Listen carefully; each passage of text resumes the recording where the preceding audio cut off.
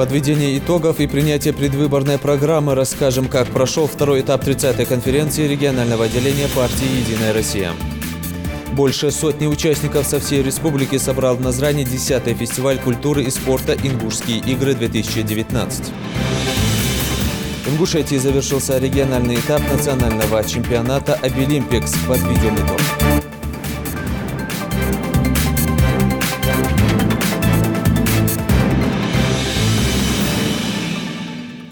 На канале Ингушетия Новости 24. Здравствуйте. Подведение итогов работы единороссов, принятие предвыборной программы и выдвижение кандидатов в депутаты муниципальных образований. Эти вопросы, в числе прочих, были подняты сегодня в ходе второго этапа 30-й конференции Ингушского регионального отделения партии «Единая Россия». Встреча прошла во Дворце культуры Назрани. На мероприятии присутствовал врио главы Ингушетии Махмуд Али Калиматов. Все подробности в репортаже Светланы Томовой. На повестке дня второго этапа 30-й конференции регионального отделения партии «Единая Россия» 5 основных вопросов.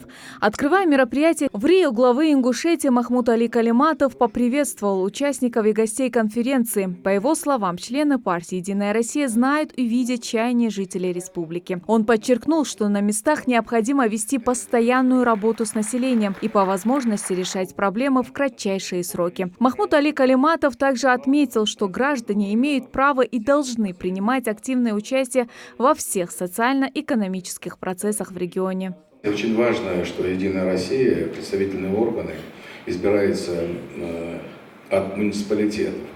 Это как передовая на фронте, понимаете? Вы первые соприкасаетесь с людьми, с их горем, с их счастьем, всеми бедами, которые на них возлагаются. И черствость, она проявляется. У нас такие хорошие люди, пока их не изберут. Потом они меняются почему-то. Так вот, я хотел бы сказать, что именно вы, которые ближе к людям, которые избирают вас знают на вашей улице, в станице, в поселке, в районе. Вот это мнение, которое вы сказали, что молодым надо вот не отсиживаться или вот нам не место там. Я говорю, вы знаете, это наоборот. Наоборот, надо сколачивать именно молодых. Но никогда не забывать, что наши старшие, они уже прошли свой путь. Они ошибки, мудрый человек говорит, ошибка, говорят, на чужих учись. Правильно говорят, ошибка – это опыт. Ничего страшного, это опыт. Поэтому мне понравилось, и я думаю, что «Единая Россия», руководство будет способствовать.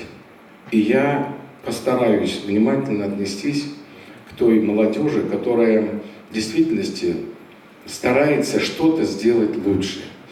Внимательно выслушав, сформулировав вопросы реальные, не плакаты агитационные или речевки, а вот реальные проблемы, когда сформируют тот или иной депутатский корпус представителей муниципалитетов, их и правительство, я прошу это учитывать, надо их аккумулировать, вырабатывать план и обсуждать, и приходить к мнению. Потому что сегодня, завод построили, это хорошо, конечно, но кому-то сегодня, вы же там знаете,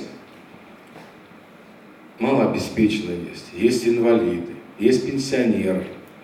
То есть, а вы же каждого их знаете. Надо сформулировать, не просто вот говорить там караул что-то, а вот именно помогать реально. И это доводить до правительства. Я убежден, ни одно обращение не будет оставлено без внимания. Надо развернуться просто к людям лицом. Надо думать и решать проблемы людей. Я не призывы говорю, я хотел бы, чтобы эта программа была, и она и есть в «Единой России», и на уровне России в целом, и в нашей республике. Мы будем помогать, как я смогу, исполняющие обязанности, будем подвигать к этому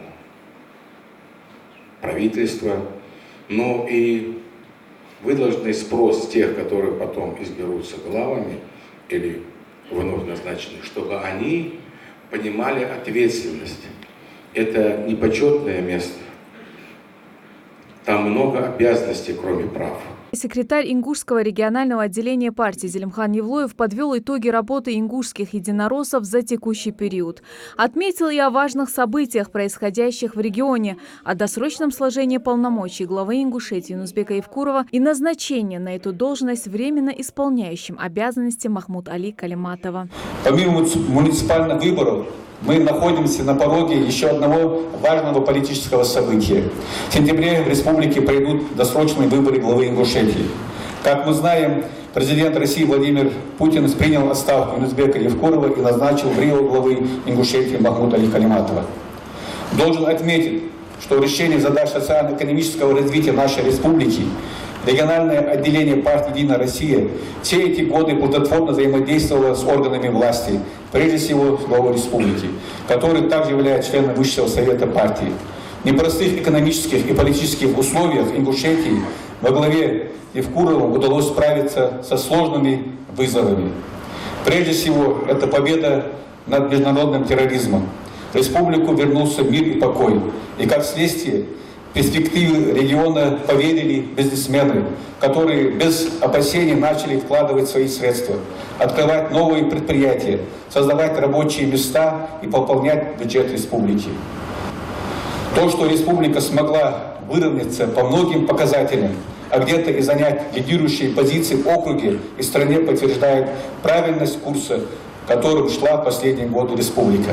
Пользуясь этой возможностью, хочу от нас всех сказать спасибо Юнусбеку Матхевичу за эти 11 лет напряженной, эффективной работы, которая изменила облик республики. Искренне благодарю за совместную работу и желаю успехов ему на новом месте службы. Мы все вместе, каждый гражданин Российской Федерации, житель республики в отдельности, хотим сохранить и укрепить нашу государственность, добиться стабильности и единства общества. Уверен, что Ингушское региональное отделение партии и все жители республики готовы работать с новым главой субъекта для достижения этих целей. Как отмечает представитель ЦИК «Единая Россия» Алексей Макаровский, тем, кто попал в списки кандидатов, оказана честь. Им предстоит огромный труд, работа с населением. Это самое сложное и самое важное, подчеркнул он. Именно так, как будут работать местные муниципальные депутаты, представляющие Единую Россию, так и будут относиться на самом деле к Единой России. Здесь я знаю, что те рейтинги, которые мы сейчас фиксируем, ту работу регионального отделения в целом, регионального исполкома, мы оцениваем положительно. Некоторое время назад в Центральном исполкоме состоялась защита стратегий избирательных кампаний, и стратегия, представленная региональным отделением, Ингушским региональным отделением, получила достаточно высокую оценку. Мы видим, что и секретарь нацеливает региональное отделение на работу с людьми. Мы видим, как действующие депутаты общаются, и видим это через встречи, обращения, через работу системы, информационной системы депутат-избиратель. Поэтому я думаю, что все будет благополучно. Я в этом даже, более того, я уверен. И я хочу пожелать вам удачи. Безусловно, основа будущего региона – это молодежь. В числе стратегических задач регионального отделения партии – сохранение духовного и культурного потенциала, поддержка молодежных инициатив и движений. Так, проект от партии единороссов «Политстартап» направлен на обновление партийных рядов с целью вовлечь в партийное движение молодых и активных. В процессе реализации проекта мы провели более 10 образовательных семинаров на такие темы, как основы проектного управления, нормы и механизмы участия в предварительном голосовании, технологии эффективного ведения дебатов, программа кандидата, агитационные технологии, работа с избирательным штабом, встречи с избирателями, а также агитация в социальных сетях.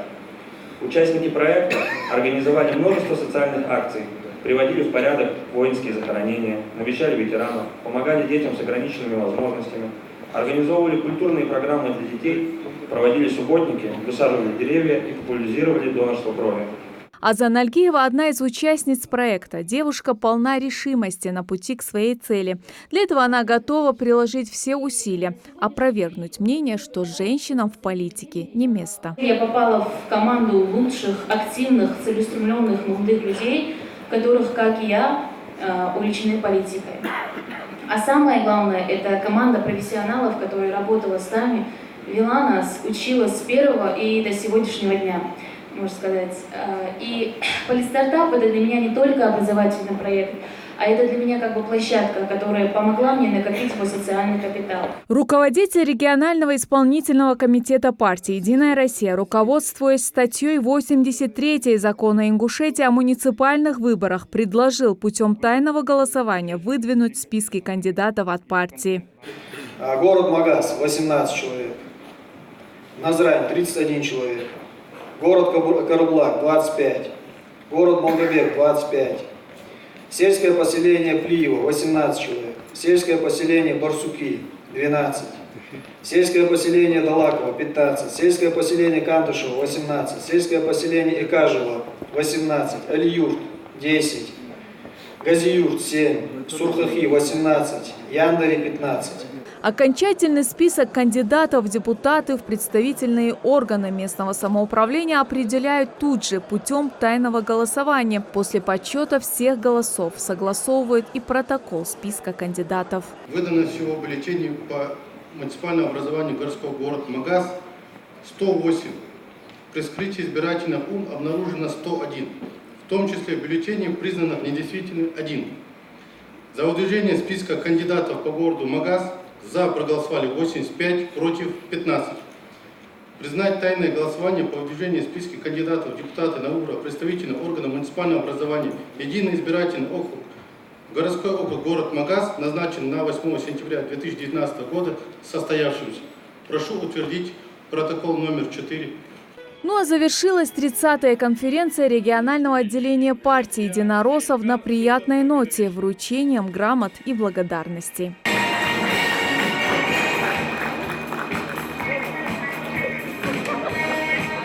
Итак, списки кандидатов в депутаты представительных органов местного самоуправления уже определены. Кто удостоится чести стать депутатом своего сельского поселения и города, станет известно уже 8 сентября, в единый день голосования. Светлана Томова, Хамзат Халухоев. Новости 24. Порядка 200 участников соревновались в 12 видах спорта. Сегодня на стадионе школы-лицея в Назране прошел 10-й фестиваль культуры и спорта «Ингушские игры-2019». Легкая атлетика, армспорт, перетягивание каната, передвижение на ходулях, стрельба из лука и мини-футбол. Победители игр получили возможность участвовать на окружном фестивале. Репортаж Амины Боковой.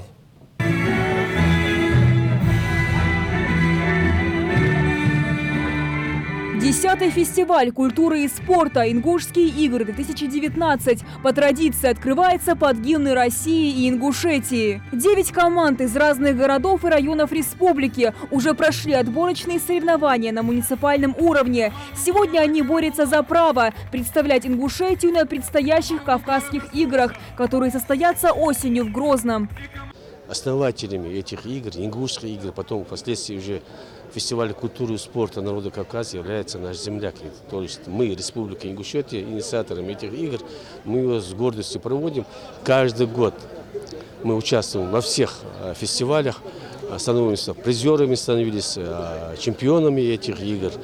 И подготовка сегодняшних спортсменов, конечно, дает результат и на главном фестивале. Лицей в Назране буквально в считанные секунды превращается в арену поединков ингушских богатырей. Спортсмены соревнуются в 12 видах спорта: стрельбе из лука, ходьбе на ходулях, прыжках в длину, поднятии тяжести, лазании по канату и мини-футболу.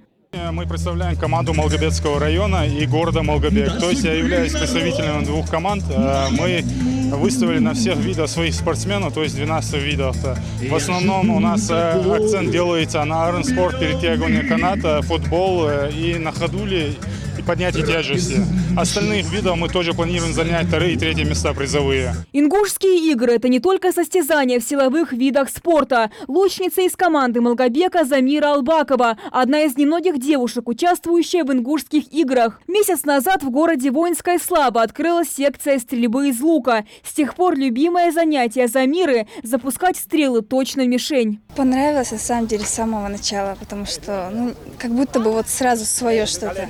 В стрельбе, именно в этом виде спорта, больше всего мне нравится это ощущение, когда ты попадаешь в мишень. Я первый раз участвую в этих играх, волнуюсь сам страшно, так как, являюсь тренером по стрельбе из лука, мне нужно показывать здесь, хоть занять какое-то место. Формат соревнований очень простой. Это девушки начинают с 20 метров стрельбу из лука, мужчины начинают с 30 метров. Вам дается 3 выстрела, 1 результативный, вы проходите на следующий круг. И так, пока останется 3 участника, которые уйдут на самое далекое расстояние от мишени. И там уже разыгрывается по 1 метру попадания. Нужно попасть в вот эту квадратную мишень за нашей спиной, которую вы видите. В принципе, это несложно, но волнение и такой так называемый спортивный мандраж дает о себе знать. Чуть дальше борьба на руках, поднятие тяжести, прыжки в длину и один из самых популярных видов спорта – армрестлинг, где почти все участники показывают впечатляющие результаты. Ребята каждым годом все больше и больше проходят этот вид спорта. И растут, каждым годом растут ребята. Ребята, которые выступали на чемпионат мира, чемпионат России, чемпионат Европы, призеры есть. И даже вот с такими титулованными ребятами, да, уже конкуренция есть. Это большая радость для меня. Ингушские игры проводятся ежегодно с целью пропаганды национальных видов спорта, приобщения молодежи к здоровому образу жизни и многовековой традиционной культуре. Инициатором самого первого фестиваля стал чемпион СССР и Европы по тяжелой атлетике, олимпийский чемпион 1988 года Исраил Арсамаков. В самом названии фестиваль. Я его подразумевал как это понятие праздника, вот все. А дальше вот, допустим, ингушские игры, кавказские игры, это говорится не о том, что мы проводим именно чемпионаты, а проводим это комплекс мероприятий, который отражает, в общем-то, этнокультуру народа. Он поднимает какие-то, дает возможность демонстрировать вот эти народные ценности, традиции. Фестиваль «Ингушские игры» продлится только 1 день. Итоги подведут сразу же. А победителей впереди ждет уже ежегодный межрегиональный фестиваль культуры и спорта народов Кавказа «Кавказские игры». Амина Бокова, Тамерлан Хамхоев, Асхаб Белакиев. Новости 24.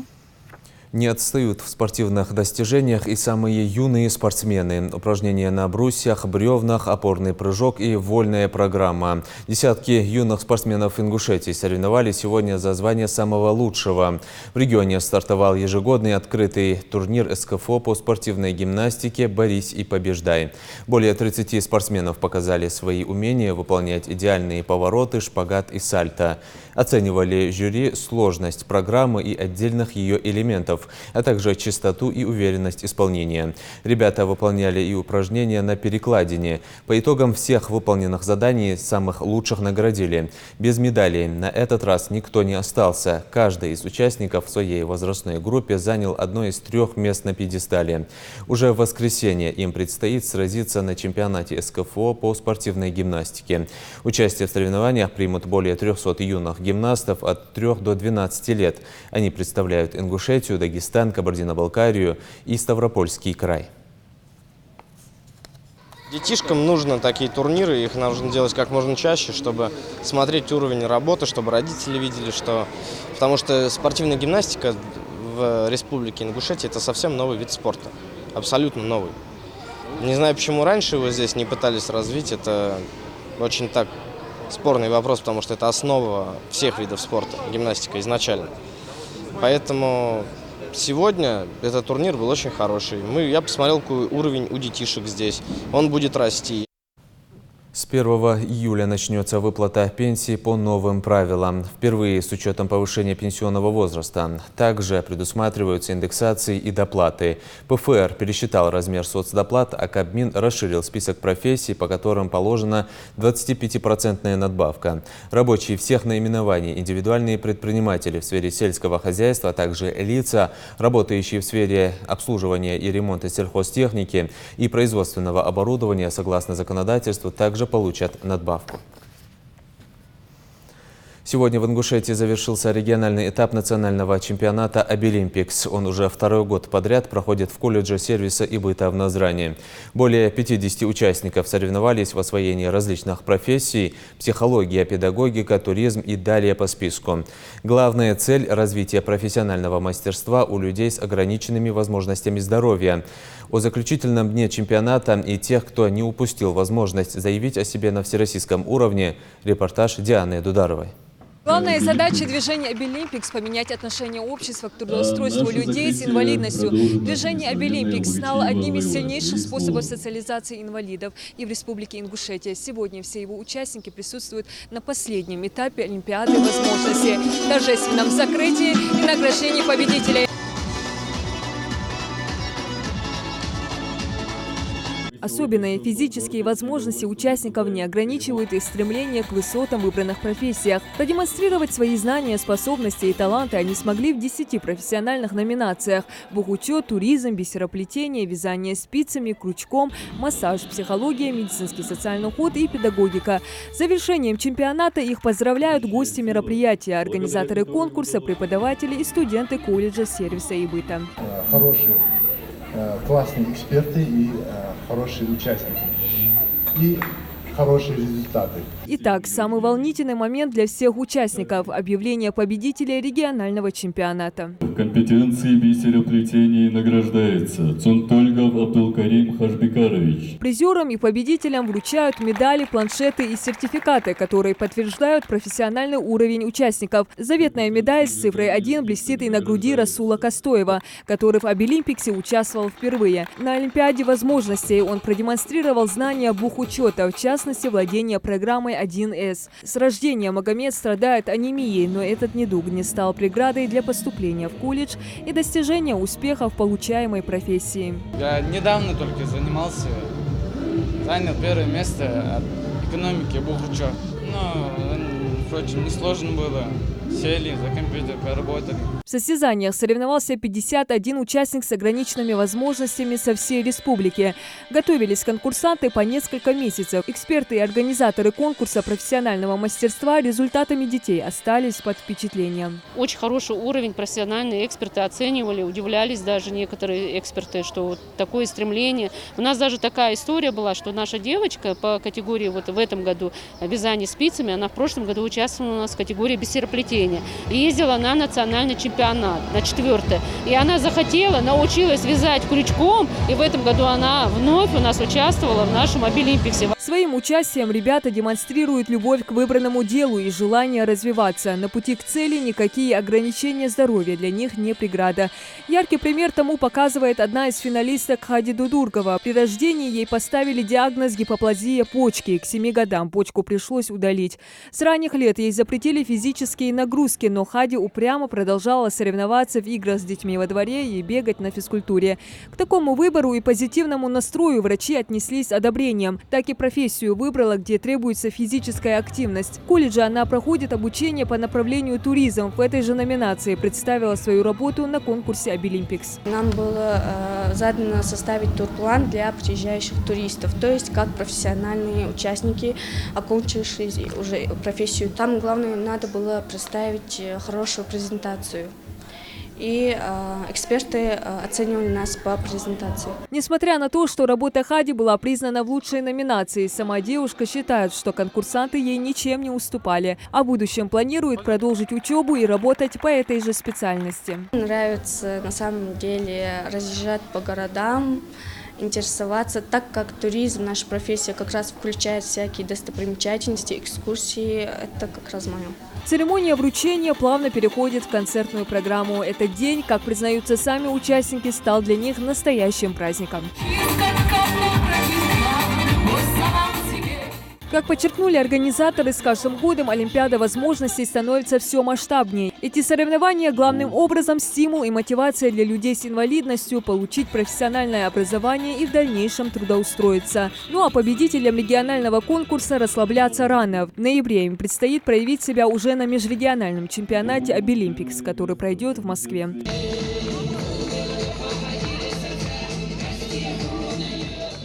Диана Дударова, Магомед Доскиев, Новости 24.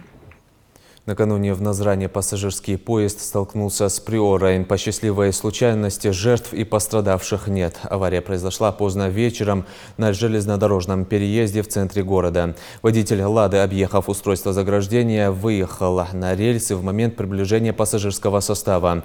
Проблема в регионе не новая, актуальная и опасная. Все подробности у Зелимхана Калоева. Центр Назрани. Вечер пятницы. На переезде затонированная «Лада Приора» столкнулась с пассажирским поездом. В момент ДТП в машине находился только водитель, который, к счастью, не пострадал. Приор. Поезда Калдахайганс. Назрани.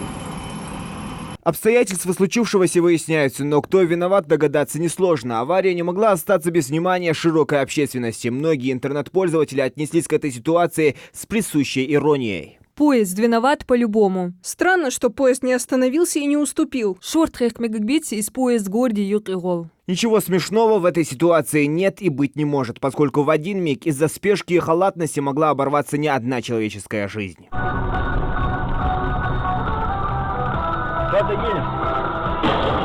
Интернет переполнен видеороликами, где автолюбители попадают под многотонный железнодорожный состав. А вот, к примеру, на этом видео, снятом несколько лет назад, поезд все-таки решает уступить дорогу нерадивым автомобилистам. И происходит все это здесь же, в Ингушетии.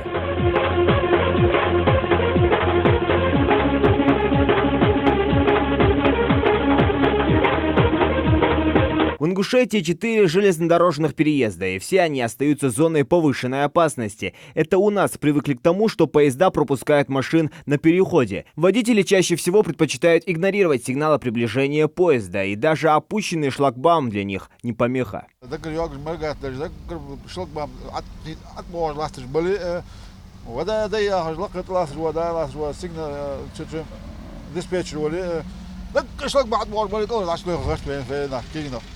أي سابردي شو حقدينا شو قدي حال بكوين شو قدي حال ده طلعت جاري شق مع مواجع بريورة عتيها بريورة تخوصوا تباتي على الله تغير حساب شكينا كاج دينا حبتشتيش له سيتواسيون إبنة تبريز نقدر أيوة شيء بروت جوجين حاج خاكي ده لا يلخش واحد شغل ديغر دوت نرشي ترشله مليل دي خارطة مليل نيس شنقة حي غلة والجا حي إزل والجا مسلوح دحوق يعني ديخل آخر تسكيشنا. Некоторые водители, дальтоники, там зеленый, красный, не видят абсолютно, даже внимания даже не обращают на эти светофоры. Конечно, перед это опасный участок. Без шлагбаума железнодорожный переезд, стоит знак «Стоп». Он должен остановиться, посмотреть налево, направо, убедиться, потом только должен переезд, железнодорожный переезд. А со шлагбаумами там уже светофоры стоят, и шлагбаум закрыты, там тем более вот. Железнодорожный переезд по улице Чеченская в Назране оборудован только световым сигналом. Шлагбаума и устройства заграждения от несанкционированного выезда на рельсы нет, поэтому водители на свой страх и риск проезжают под запрещенный сигнал. Железнодорожный транспорт движется очень крайне редко, но все равно очень опасно. Ни в коем случае нарушать нельзя. Именно на железнодорожном, потому что это чревато опасностями, вы сами знаете. Потому что железнодорожный поезд, он идет, предупреждает, он идет медленно, но его остановить мгновенно невозможно, потому что очень большая масса в своем транспорте. Поэтому крайне осторожно и нужно останавливаться и пропускать.